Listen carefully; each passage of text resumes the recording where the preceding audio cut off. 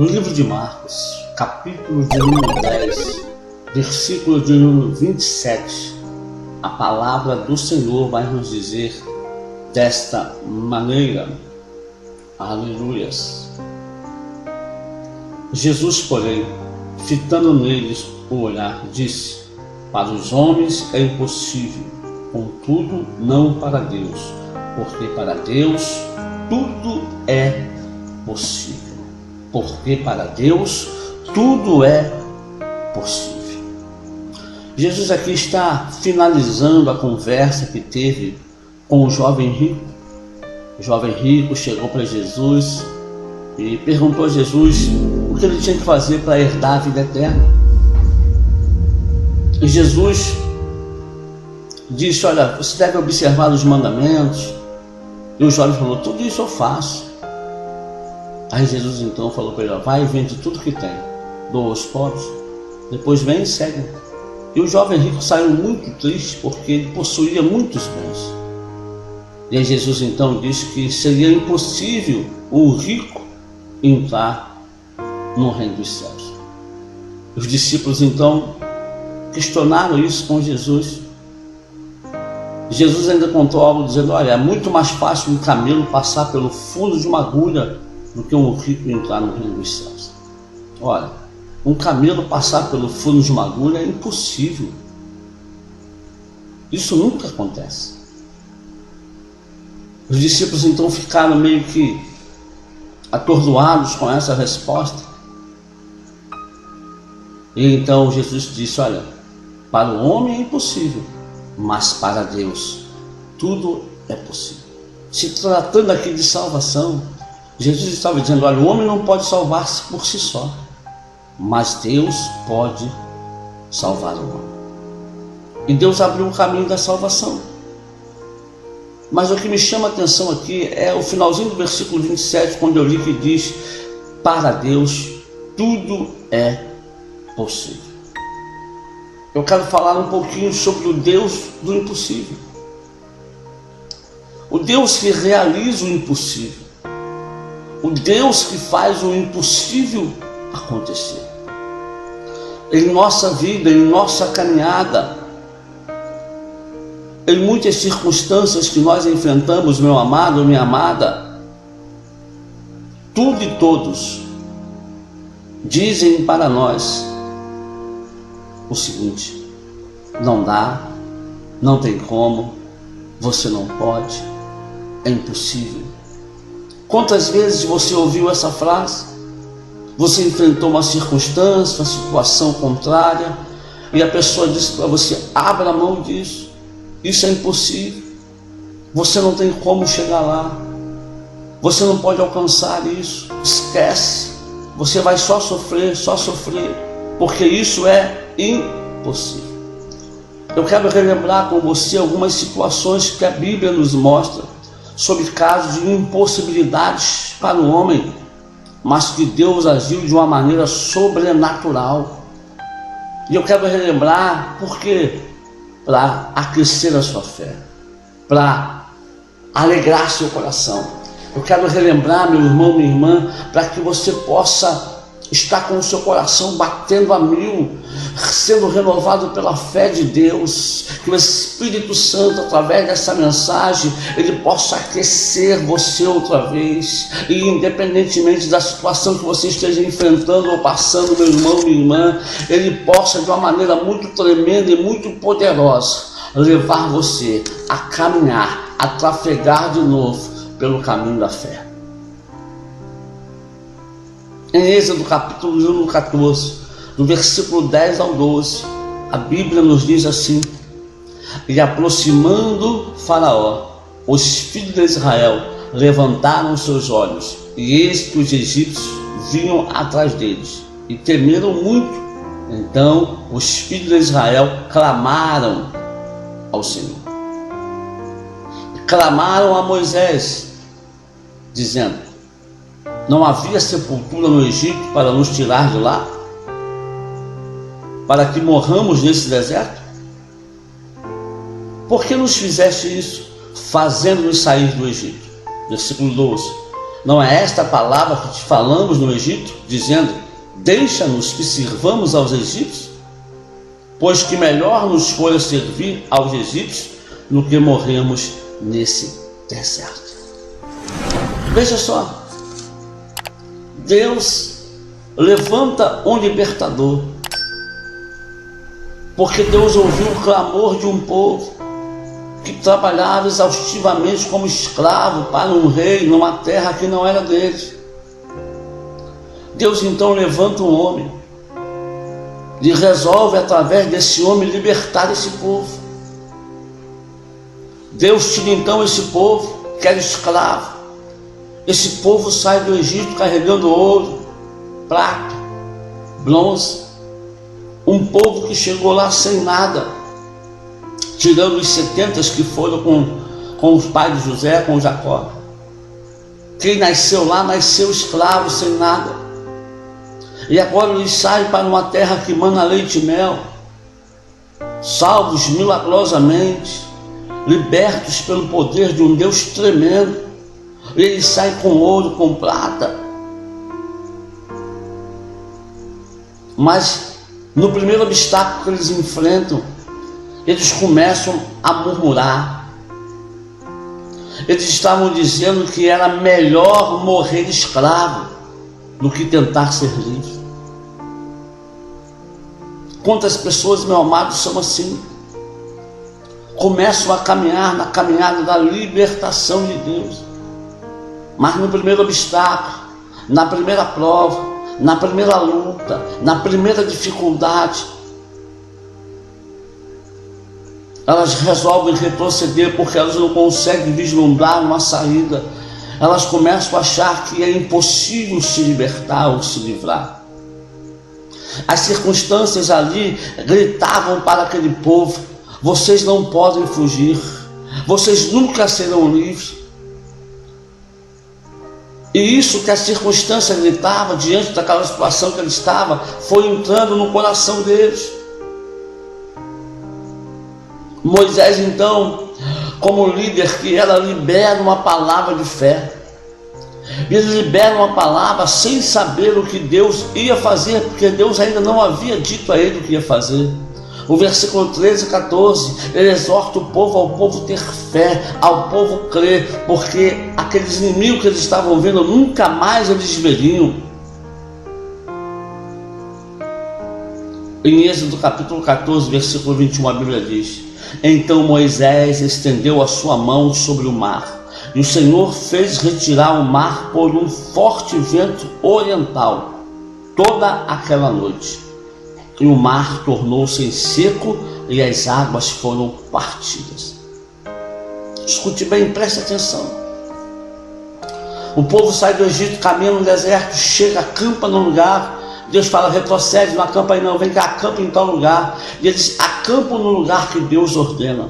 O lugar que Deus ordena que eles acampem é um lugar aberto. De um lado montanha, do outro montanha, na frente o mar e atrás deserto. E quando eles olham para trás, eles só vê a poeira da cavalaria de Faraó vindo. Faraó com raiva, com ódio, os soldados com ódio, doidos para acabar com eles, destruí-los. E eles estavam ali acampados, não tinha uma lança, não tinha um escudo, não tinha uma espada, e muito menos sabiam manejar espada, lança e escudo. Eles sabiam manejar barro, porque eles faziam tijolos. O medo começou a tomar conta do coração daqueles homens. E aqueles homens esqueceram os grandes feitos de Deus lá no Egito, quando Deus enviou as pragas, como Deus livrou os seus primogênitos de não morrerem, quando o anjo da morte passou, levando todos os primogênitos dos egípcios. O medo nos faz esquecer as promessas de Deus. O medo nos faz esquecer os feitos de Deus na nossa vida. E o diabo sabe disso. É por isso, meu amado, minha amada, que o diabo sopra no seu coração o medo. É por isso, querido, querida, que o diabo sopra na sua vida o medo, para que você esqueça daquilo que Deus já fez na sua vida, ou daquilo que Deus prometeu fazer na sua vida. Escute bem, nós não conseguimos viver sem medo. O que nós não podemos deixar acontecer, querido, querida, é o medo tomar conta, é o medo se tornar pavor, porque aí fica incontrolável. Ele passa a nos controlar. Lembra dos discípulos no mar? Quando o vento era contrário, eles estavam tirando água do barco para não afundar, e Jesus não estava no barco. Foi a segunda tempestade que eles estavam enfrentando. Mateus capítulo 14. A Bíblia diz que Jesus foi andando sobre o mar, e quando eles olharam e viram aquilo, eles gritaram: é um fantasma. O medo não deixou que eles reconhecessem Jesus Cristo. Ora, amado, eu uso óculos, tenho problema de miopia, e quando eu estou sem óculos, eu não consigo decifrar quem está a uma certa distância comigo, ainda mais se tiver à noite. Se ela não falar, eu não consigo reconhecê-la, mas se falar, eu reconheço pela voz se for uma pessoa conhecida.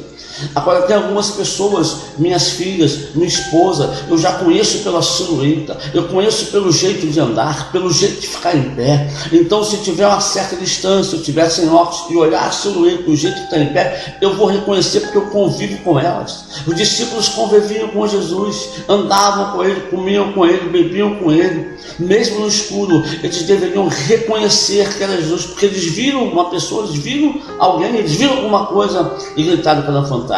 O que foi isso? O medo, o pavor, não deixou com que eles reconhecessem a Cristo. Quantas vezes você está apavorado com uma situação, e por estar apavorado com a situação, o medo não permite que você reconheça Deus agindo na sua vida. Existem situações, amado, que nós só temos que estender a mão. A situação estava difícil e Moisés estendeu a mão. Há situações na sua e na minha vida que nós temos que estender a mão. Para quê? Estender a mão para levantar o caído. Estender a mão para quê? Estender a mão para ajudar o necessitado. Estender a mão para quê? Estender a mão para adorar a Deus.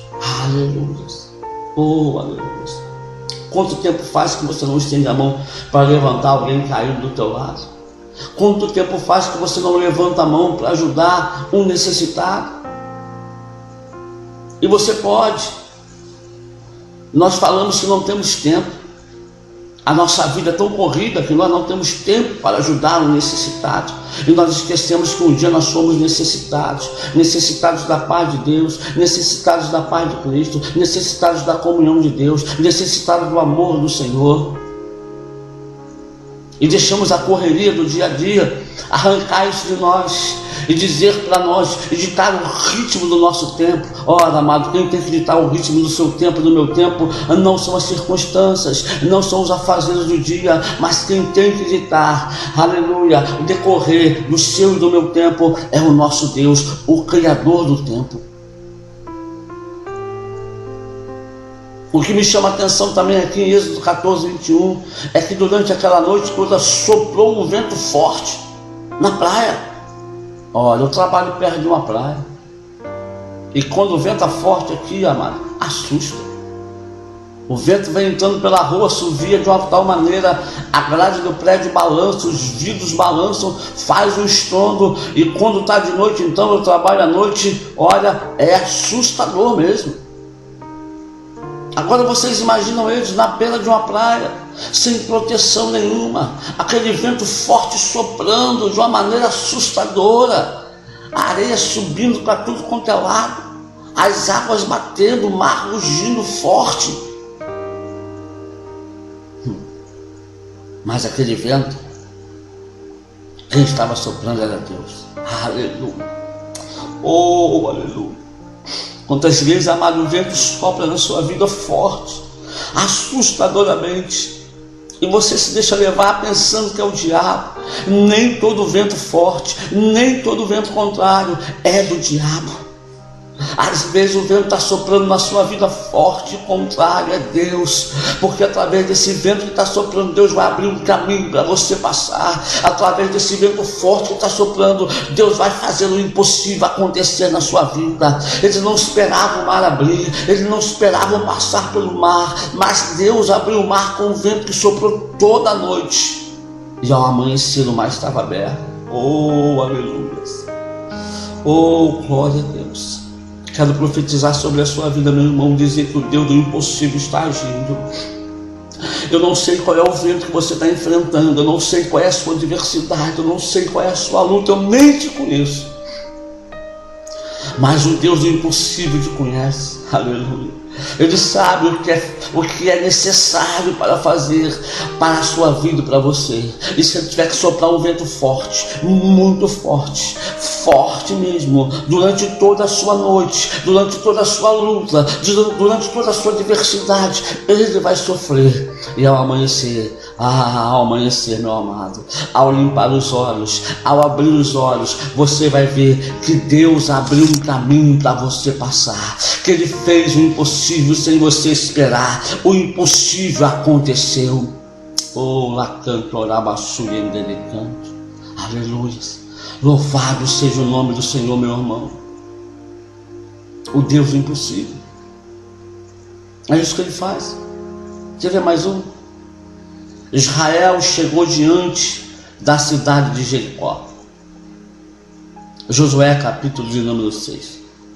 A Bíblia diz que eles atravessaram o Jordão e pisaram na terra que emanava leite e mel. Ficaram um tempo ali se preparando, arrumando o arraial, mas chegou a hora deles entrarem na terra, realmente para lutar, para conquistar aquilo que Deus já havia dado a eles. E a primeira etapa dessa conquista nada mais era do que a cidade intransponível de Jericó. A cidade cercada com as muralhas, que o povo dizia que era intransponível. Tamanha eram aquelas muralhas, a largura, a altura, todas de pedra. Cidade fortificada, edificada, que nenhum exército tinha conseguido entrar ainda. Em Josué capítulo 6, versículo 2, a Bíblia diz: então disse o Senhor a Josué: olha, tenho dado na tua mão a Jericó, ao seu rei e aos seus homens valorosos. Raciocine comigo. Deus deu Jericó a Israel. Ora, então por que Israel tinha que rodear durante 6 dias e tudo mais? Não era muito mais fácil Deus também derrubar aquelas muralhas logo, matar todo mundo, Israel chegar e tomando conta da terra? Raciocina comigo, meu amado. Por que Deus deu uma terra que tinha um povo que precisava ser tirado?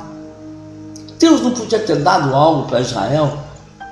Que era só Israel chegar e edificar suas casas, suas plantações, não precisava lutar nem nada. Deus não podia fazer isso? Podia, mas não fez.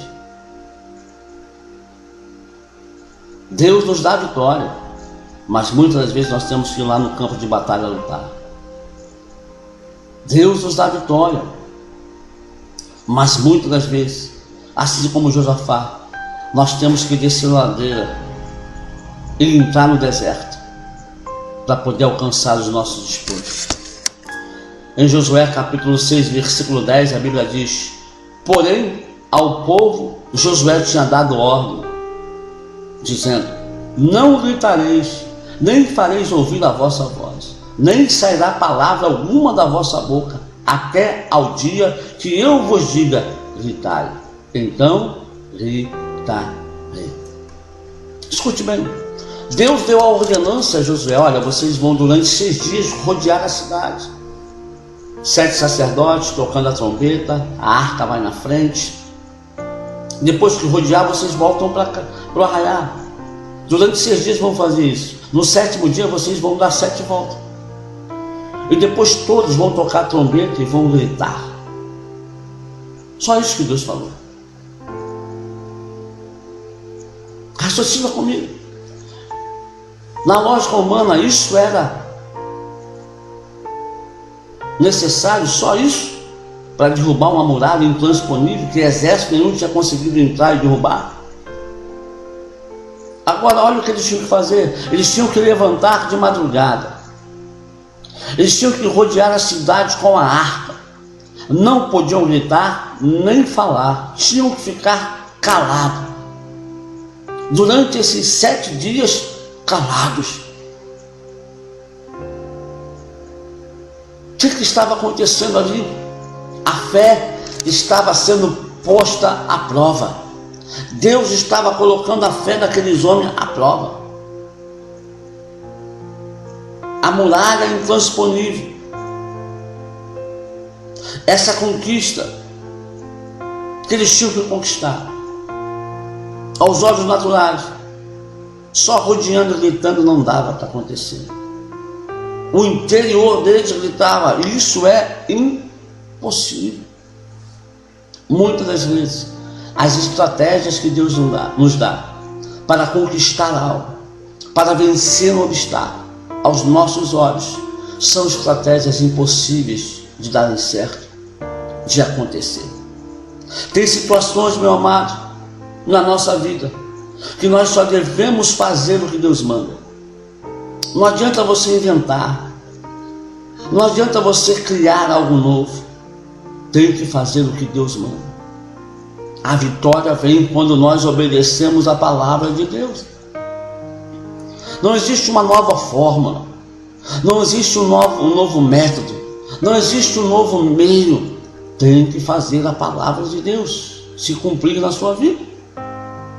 Não foram os gritos, nem as buzinas que derrubaram as muralhas de Jericó. Não foram, não vem com essa. Os gritos chegaram a uma tonalidade junto com as buzinas que trepidou o chão e as muralhas caíram. Não foi isso. Quem derrubou as muralhas foi Deus, com um peteleco, com um sopro, eu não sei com o que, mas eu sei que foi Deus. O Deus do impossível, amado, vai derrubar as muralhas da sua vida. A conquista para você, ela é possível. Você vai alcançar, e você vai entrar, e você vai possuir aquilo que Deus tem para a sua vida. Porém, você precisa andar no caminho que Deus projetou para você andar. Não tem como você conquistar aquilo que Deus projetou para a sua vida andando em sentido contrário. Não dá. Não dá para você alcançar aquilo que Deus tem para você se você não estiver dentro da palavra, se você não viver a palavra, se você não andar a palavra, se você não amar a palavra, se você não praticar a palavra na sua vida. Não dá. É engano, é derrota, é fracasso. Mas quando você faz o que Deus manda, quando você anda nas estratégias de Deus, amadas, conquistas, elas vêm. Ainda que você tenha que levantar de madrugada para buscar o Senhor, porque o Senhor diz: amo os que me amam, e os que me buscarem de madrugada me encontrarão. Ainda que você tenha que trafegar um bom tempo da sua vida calado, mas pronto para ouvir, calado, tardio para falar, mas pronto para ouvir. Ouvir o que, pastor? Ouvir a voz de Deus. Ouvir o que, pastor? Ouvir a orientação do Espírito Santo. Ouvir o que, pastor? Ouvir a voz de Deus no teu coração, te guiando, te orientando, te dizendo como fazer, a hora que ir, a hora de retroceder, a hora de atacar.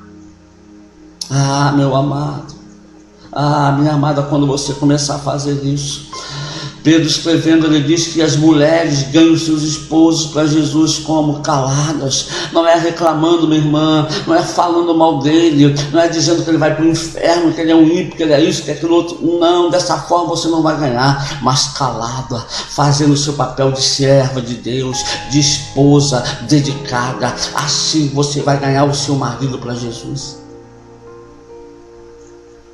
Pais, como é que eu vou ganhar os filhos para Jesus? Dando um bom exemplo, vivendo a palavra do Senhor. Não adianta ficar azucrinando o ouvido do filho, buzinando, está errado, e você também vivendo erradamente. Não tem efeito nenhum. Um errado não consegue levar outro errado para o certo. Os dois vão para o errado junto. Agora um certo, no caminho certo, consegue conduzir o outro para o caminho certo. Quantos pais, quantos querem que os filhos estejam na igreja ou tenham uma vida de oração, mas eles não oram? Seus filhos não os vê orando, seus filhos não os vê lendo a Bíblia, seus filhos não os vê indo para a igreja. Quando estão em casa, são pior do que muitos ímpios que estão por aí. Falam o que não devem, veem o que não devem, escutam o que não devem. Paz, assim não dá. Assim não haverá conquista na sua casa. Assim, Pai, você não vai conquistar a sua família. E o primeiro campo que você tem que conquistar não é o seu vizinho, não é no seu trabalho. O primeiro campo que você tem que conquistar é a sua família, porque a sua família é a sua congregação. A sua esposa, os seus filhos são responsabilidade sua.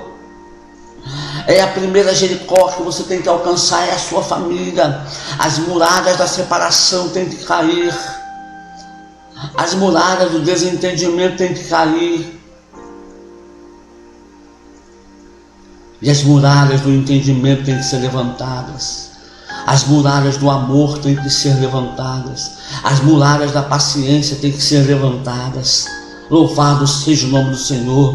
O Deus do impossível, Ele vai agir na sua vida, meu irmão. E a muralha que estiver cercando você do inimigo, ela vai cair por terra quando você começar a andar dentro do propósito de Deus, dentro do caminho de Deus, na direção do Senhor. Haverá conquista de restauração familiar na sua casa. Haverá conquista de libertação na sua casa. Haverá conquista de milagre na sua casa. Eu profetizo isso. Quando você começar a andar no caminho de Deus, na palavra do Senhor, isso vai acontecer na sua vida. Quer ver mais uma ação do Deus do impossível para terminar? Israel está diante de Golias. 1 Samuel 17 nos conta essa história. O rei Saul vem vencendo, vem guerreando, vem lutando, vem ganhando batalhas. E eles vão lutar contra os seus piores inimigos, os filisteus. Mas o rei do filisteu então chega com uma ideia mirabolante. Ele tinha um campeão, era campeão dos campeões. Porque numa das tribos dos filisteus, os filisteus se dividiam em 5 tribos, cada tribo tinha um gigante. Das 5 tinha o campeão dos gigantes, Golias. Um homem alto, quase 3 metros de altura. Um guerreiro nato, feroz, violento.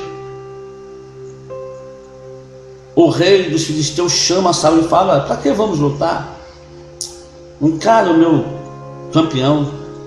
Bota um campeão seu para lutar com o meu campeão. Quem vencer vai mandar no outro. Se nós perdermos, nós vamos servir vocês. Mas se vocês perderem, vocês vão nos servir. O rei dos filisteus tinha tanta certeza que ia ganhar, porque o seu campeão até então era imbatível. O exército de Israel, quando começou a olhar e observar aquele campeão, eles começaram a tremer. Olha o medo aí de novo. E eles começaram a ver que não tinha como vencer aquilo. Era impossível vencer aquele gigante. Eu acho interessante quando nós deparamos contra um obstáculo grande e começamos a observar esse obstáculo, nós esquecemos rapidamente o tamanho do nosso Deus, a grandeza do nosso Deus, o tamanho do poder do nosso Deus, a capacidade do nosso Deus. Que facilidade nós temos de esquecer, amado. Ah, que facilidade, meu irmão, que facilidade, minha irmã. Esquecemos o agir de Deus, o poder de Deus, o mover de Deus, o operar de Deus, o agir de Deus. Israel estava assim. Durante 40 dias o filisteu descia para o campo de batalha e desafiava Israel, e ninguém de Israel se atrevia a lutar. Num determinado dia, numa dessas horas que o gigante descia para desafiar o povo, quem vai chegando a Israel, no acampamento? Davi, o menino Davi, o jovem Davi, o adorador Davi, o pastor Davi, aquele que cuidava das malhadas, das ovelhas desprezadas, aquele que foi esquecido pelo seu pai quando o profeta foi na sua casa ungir um rei, filho de Jessé, e ele fez passar os seus 7 filhos, esqueceu que tinha Davi, que Davi estava lá no campo cuidando das ovelhas. Ora, Davi chega no acampamento e vê aquela cena e fica indignado. Ele não podia deixar aquilo passar, porque quem era aquele incircunciso para afrontar o exército do Deus vivo? Quem era ele? Davi então resolve lutar. E você sabe a história. Davi vai lutar com uma funda e 5 pedrinhas, e o gigante está diante dele, escarnecendo dele. Mas ele roda aquela funda, e quando ele lança aquela pedra, creio eu, não é mais ele que lança a pedra.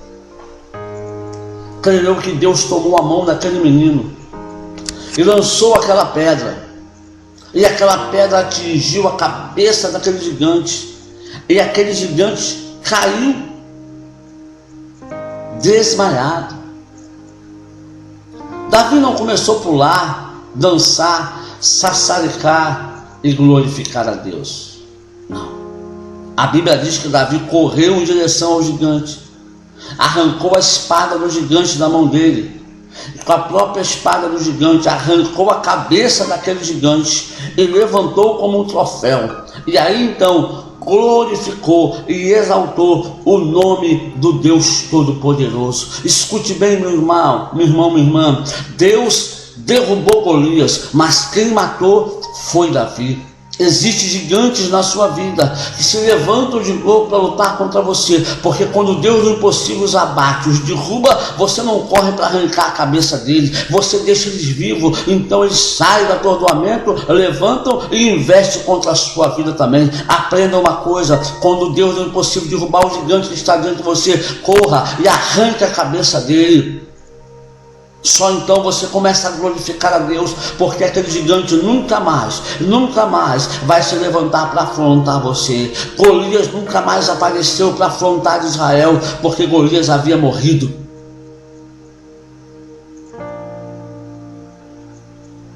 É assim, meu. Vai ser assim com você, vai ser assim comigo.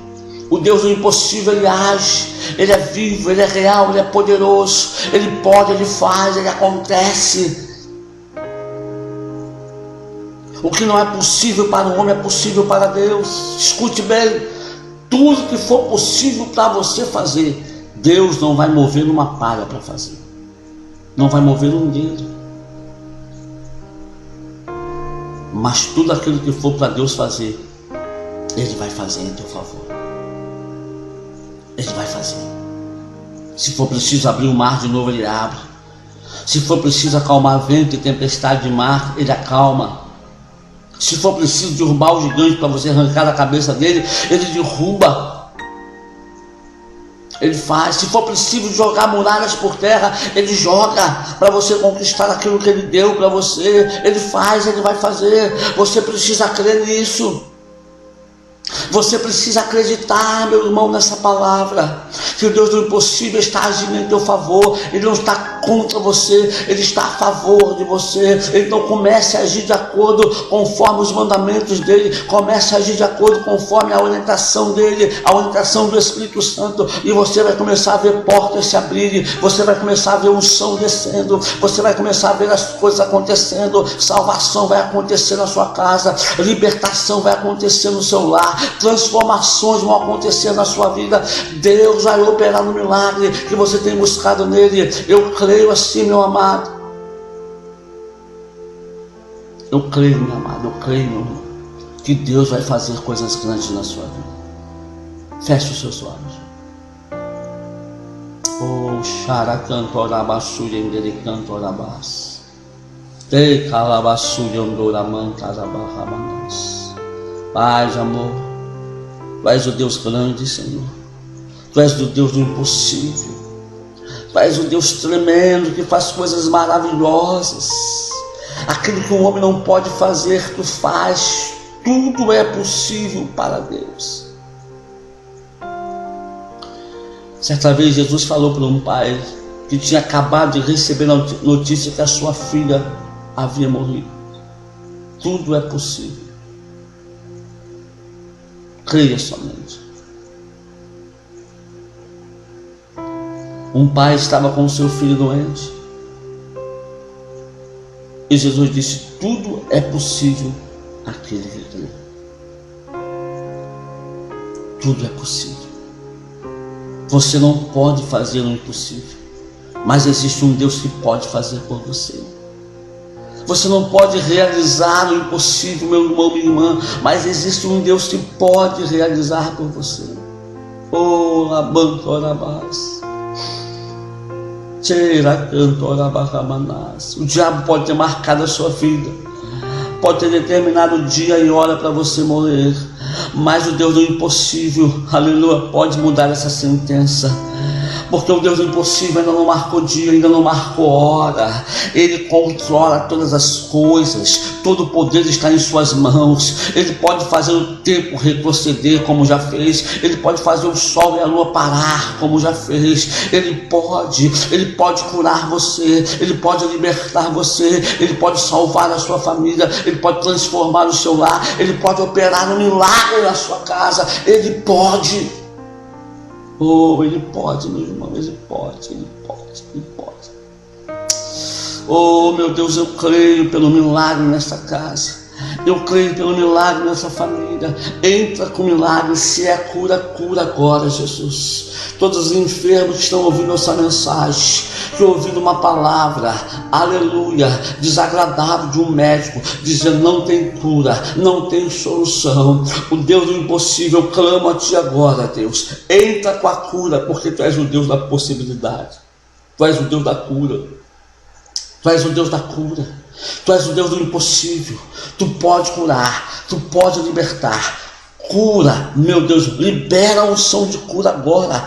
Aonde essa palavra chegar, cura o enfermo, levanta o caído, o abatido, sustenta, transforma situações e opera milagres. Eu chamo a existência do seu milagre agora sobre cada família, sobre cada casa que essa palavra entrar, em nome de Jesus, em nome de Jesus. Que Deus te abençoe, meu irmão, que Deus te abençoe, minha irmã. Fique na paz do Senhor.